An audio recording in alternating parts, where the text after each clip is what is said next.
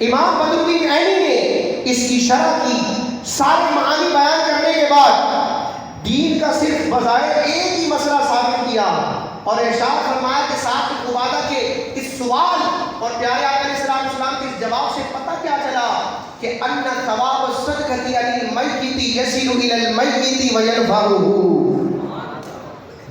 ہم کھانا بناتے تو شیطان کہتا ہے کہ یہ کھانا مردے تک تھوڑی پہنچے گا، تو ہم یہ کھانا پہنچا کر رہے ہیں، کھانا تو فقیر کو کھلا رہے ہیں۔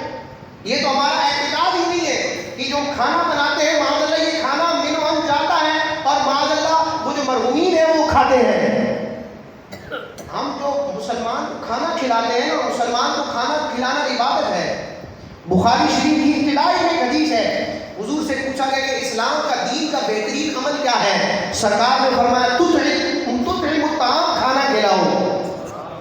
یہ نہیں فرمایا کہ فقیر کو کھلاؤ، امیر کو نہ کھلاؤ، اپنے کو کھلاؤ، پرائے کو نہ کھلاؤ، مطلق فرمایا مسلمانوں کو کھانا کھلاؤ۔ کھانا کھلانا خود عبادت اور نیک کام ہے۔ تو ہم جو مسلمان کو کھانا کھلاتے ہیں تو اب یہ کھانا کھاتا ہے اس پر جو ثواب ملتا ہے نا ایک مسلمان کو کھانا کھلانے کا، اس ثواب کو ہم ایصال کرتے ہیں اپنے مرحوم کی طرف۔